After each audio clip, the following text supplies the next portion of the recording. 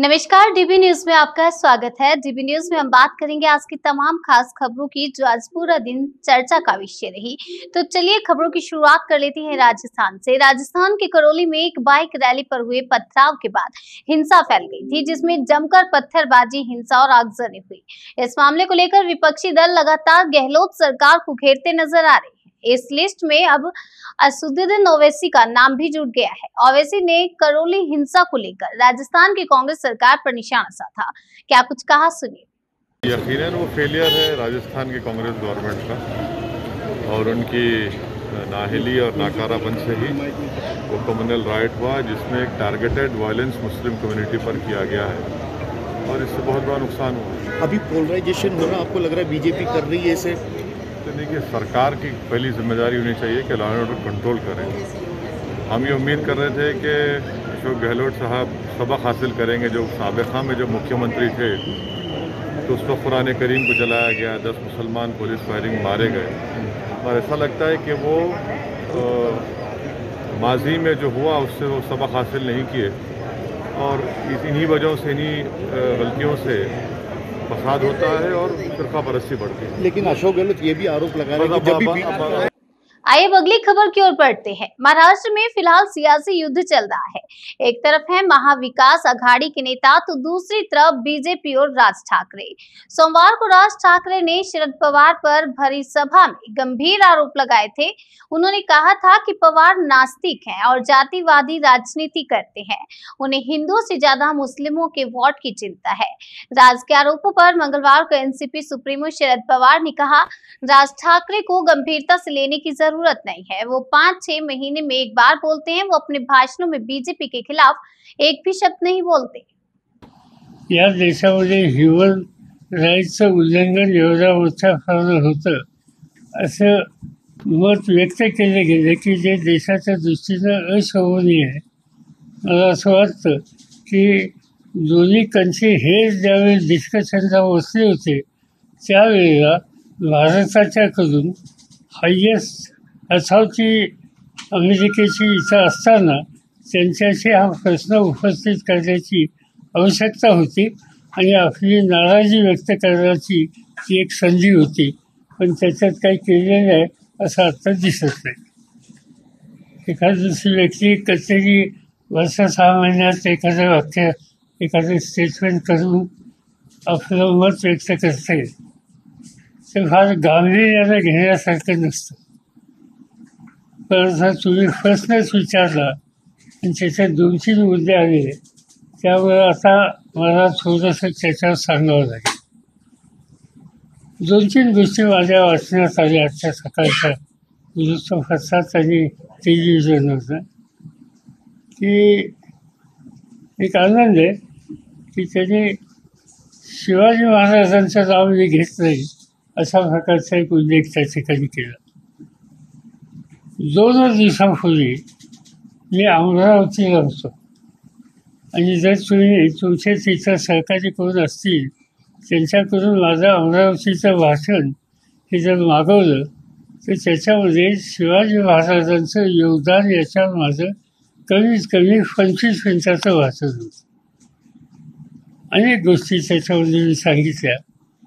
अर्थात म्हणजे सकाळी उठल्याच्या नंतर वृत्तपत्र वाचायची मला सवय, पण त्यासाठी मला लवकर उठावं लागतं अशी। त्यामुळे खूपदा वृत्तपत्र सकाळी काय त्यांनी लिहिलं हे न वाचल्याच्या नंतर वक्तव्य कमी करत असेल तर मी त्यांना काही दोष देणार नाही।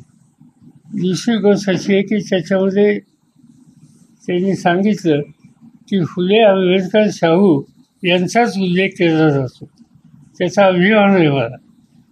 आणि दुसरी गोष्ट एक माहीत असली पाहिजे की या राज्यामध्ये, म्हणजे मी महाराष्ट्रापुरतं सीमित होतं की या राज्यामध्ये शिवछत्रपतींच्या संबंधीचं सविस्तर वृत्त काव्याच्या माध्यमातून पहिल्यांदा कुणी लिहिलं असेल तर महात्मा ज्योतिबा फुल्यांनी लिहिलेलं। आणि त्यामुळं फुले काय, आंबेडकर काय किंवा शाहू महाराज काय, ते शिवछत्रपती आणि शिवछत्रपती यांच्याबद्दल अति आस्था असलेले असे हे सगळे घटक आहेत आणि महाराजांच्या त्याचा आदर्श लक्षामध्ये घेऊन आपल्या हाताच्या सत्तेचा वापर हा कसा करावा या संबंधीची भूमिका तिघांनी मांडली आणि म्हणून या तिघांच्या संबंधीचा उल्लेख करणं हा शिवछत्रपतींच्या विचाराची मांडणी करण्याचाच भाग आहे हे या ठिकाणी मी मुद्दाम सांगू इच्छितो. आता त्यांनी काहीतरी सांगितलं, पुरंदर यांच्याबद्दल मी बोललो मी काही लपून ठेवत नाही. कारण पुरंदर यांनी शिवछत्रपतींचा उल्लेख करत असताना त्यांनी खबरों में रुक कर लेते हैं मध्य प्रदेश की ओर, जहां पर खरगोन मामला बेहद चर्चा का विषय बना हुआ है। मध्य प्रदेश में खरगोन उपद्रव पर पूर्व मुख्यमंत्री और कांग्रेस नेता दिग्विजय सिंह के फर्जी फोटो को ट्वीट कर डिलीट करने पर सियासत गर्मा गई है। भाजपा समेत अन्य दल के नेता भी हमला बोल रहे हैं। इसी क्रम में दिल्ली में केंद्रीय गृह मंत्री अमित शाह से मिलने आए छत्तीसगढ़ के मुख्यमंत्री भूपेश बघेल ने भी अपनी प्रतिक्रिया दी है। उन्होंने कहा कि अगर इस तरह के ट्वीट पर दिग्विजय सिंह पर एफआईआर दर्ज की गई है तो वैसा काम शिवराज सिंह ने भी किया है, तो उन पर भी एफआईआर होनी चाहिए। कोई घटना घटती है तो उसे प्रशासन देखता है, लेकिन अगर कोई प्रायोजित घटना घटती है तो वह घटनाएं देश के लिए खतरनाक होती हैं। हाँ जी, दिल्ली जा रहा हूँ। गृह मंत्री जी से मीटिंग है और छत्तीसगढ़ में बहुत सारे मुद्दे हैं जिससे लेकर उनसे बात करनी है, जिसमें एक तो हमारे जीएसटी का मामला है, क्योंकि वो पैसा मिलेगा तो हम वो जो नक्सल प्रभावित क्षेत्र है वहाँ विकास के काम करेंगे, लोगों को रोजगार के लिए काम करेंगे। तो दूसरा, और जो सीआरपीएफ के जो भुगतान है उसमें हमारे राज्य के हिस्से से पैसा काट लिया है। तो ऐसे 3-4 मुद्दे हैं जिसको लेकर मैं उनसे बात करूँगा।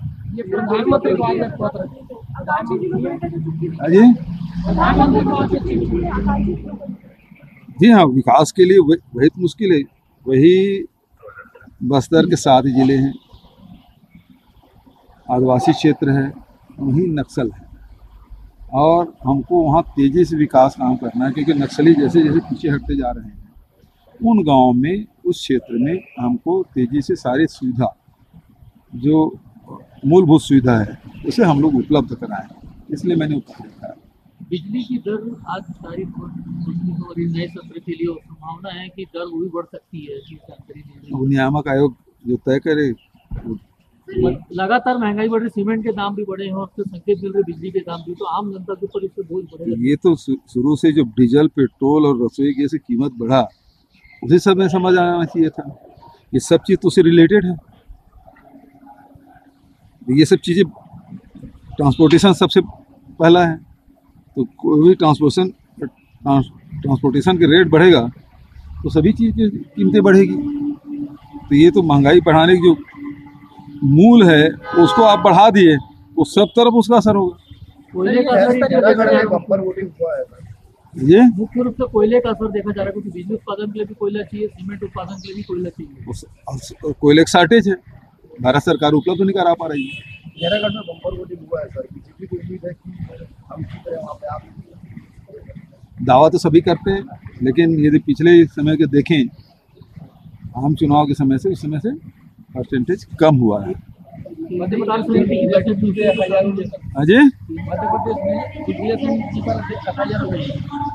तो जिन मुद्दों पे यदि दिग्विजय सिंह को, जिस आधार पे दिग्विजय सिंह पे एफआईआर हुआ, तो वही काम तो शिवराज सिंह भी किए, तो उसमें भी होना चाहिए। सर, ये देश में लगातार जिस तरीके से घटनाएं हो रही हैं, कितना खतरनाक है।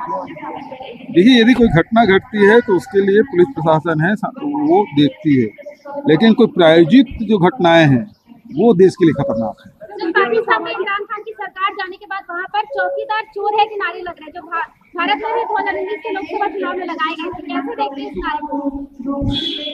मुझे पता नहीं भाई वहाँ क्या नारा लगा। अजय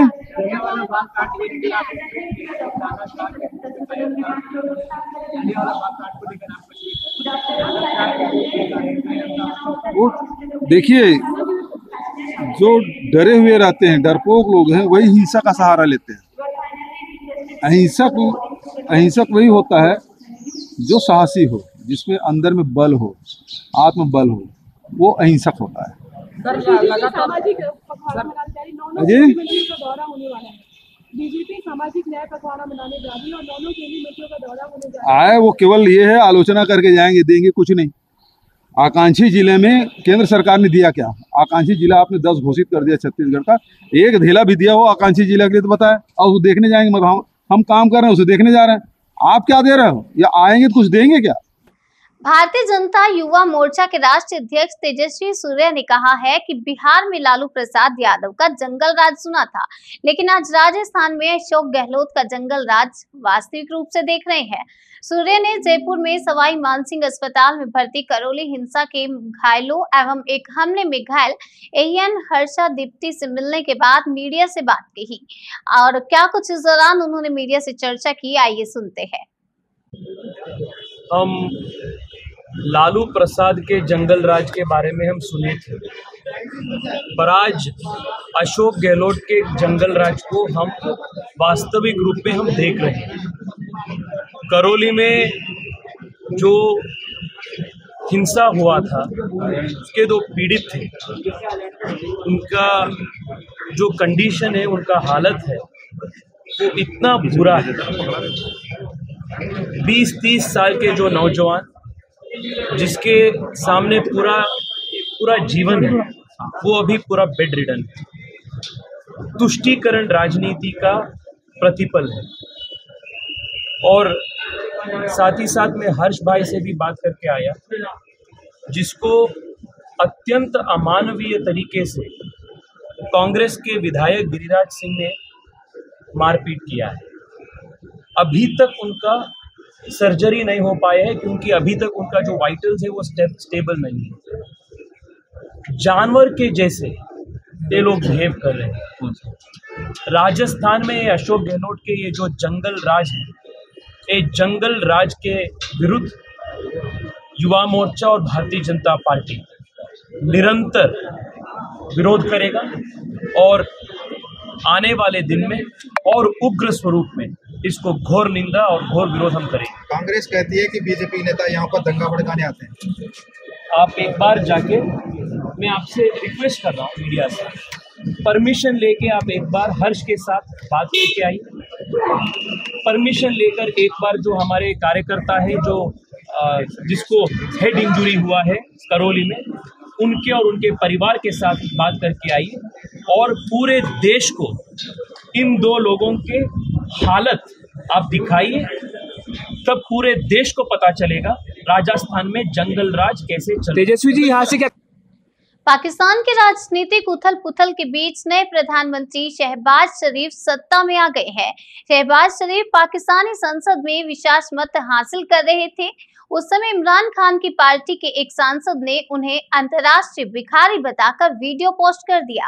पीटीआई के सांसद फहीम खान का संसद के नेशनल असेंबली में बनाया गया यह वीडियो अब सोशल मीडिया पर जमकर वायरल हो रहा है। चौंकिए मत, ये वीडियो देखिए।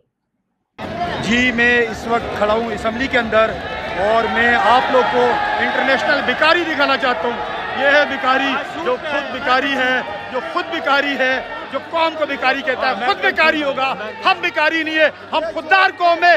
ये खुददार लोग बैठे हुए और ये भिखारी बैठे हुए, ये भिखारी। इस वीडियो में खुद शहबाज शरीफ दिख रहे हैं। फहीम खान पाकिस्तान के कराची से सांसद हैं और उन्होंने खुद ही शहबाज शरीफ के सामने ही ये वीडियो शूट किया है। उन्होंने ये वीडियो जब बनाया उस समय पाकिस्तान तहरीक-ए-इंसाफ के सांसद अपना इस्तीफा दे रहे थे। इस वीडियो में मात्र कुछ देर के लिए फहीम दिखाई देते हैं और इसके बाद वह कैमरा शहबाज शरीफ की ओर मोड़ देते हैं। फहीम कहते हैं कि शहबाज शरीफ अंतर्राष्ट्रीय भिखारी है। एक बार फिर से देखिए आप ये वीडियो। जी, मैं इस वक्त खड़ा हूँ असेंबली के अंदर, और मैं आप लोग को इंटरनेशनल भिखारी दिखाना चाहता हूँ। ये है भिखारी, जो खुद भिखारी है, जो खुद भिखारी है, जो कौम को भिखारी कहता है, खुद भिखारी होगा। हम भिखारी नहीं है, हम खुददार कौम है। ये खुददार लोग बैठे हुए और ये भिखारी बैठे हुए, ये भिखारी। फहीम ने जोर देकर कहा कि पीटीआई एक ईमानदार पार्टी है, जबकि शहबाज शरीफ असली भिखारी है। उनके इस वीडियो को शेयर करने के कुछ घंटे बाद ही शहबाज शरीफ ने पाकिस्तान के प्रधानमंत्री की कुर्सी संभाल ली।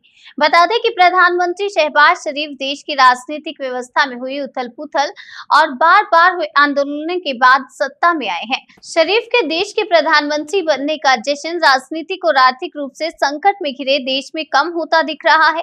हालांकि उनका जगह जगह स्वागत भी हो रहा है। पाकिस्तान में तनाव पहले से ही कम होता दिख रहा है, क्योंकि नए प्रधानमंत्री सिस्टम को दुरुस्त करने में लग गए हैं। लेकिन देश के चेहरे पर दिख रहे राजनीतिक संकट को लेकर मौजूदा अनिश्चितता खत्म होती नहीं दिख रही है। पीएम शरीफ के लिए दो मुख्य चुनौतियां उनके सामने है। प्रधानमंत्री की सीट पर उनका हनीमून पीरियड बर्बाद करना, पहला राजनीतिक अस्थिरता और राजनीतिक और लोकतांत्रिक संकट पर इसका सीधा प्रभाव है। समझौते, दबाव की रणनीति और असफल राजनीतिक युद्धाभ्यास के माध्यम से सत्ता में बने रहने के लिए इमरान खान के बेताब प्रयासों के बावजूद उन्हें अभी भी देश के लोगों के बीच भारी समर्थन प्राप्त है। वह जब भी बाहर आते हैं दबाव बनाने के लिए अपनी ताकत दिखाते हैं, ताकि शरीफ सरकार के लिए अशांति महसूस करें। आपको बता दें, जो ये वीडियो सोशल मीडिया पर वायरल हो रहा है वो सोमवार का बताया जा रहा है, जो इस समय तक चर्चा का विषय बना हुआ है। डीबी न्यूज में आज के लिए फिलहाल इतना ही। तब तक के लिए बने रहिए हमारे साथ और देखते रहिए डीबी न्यूज।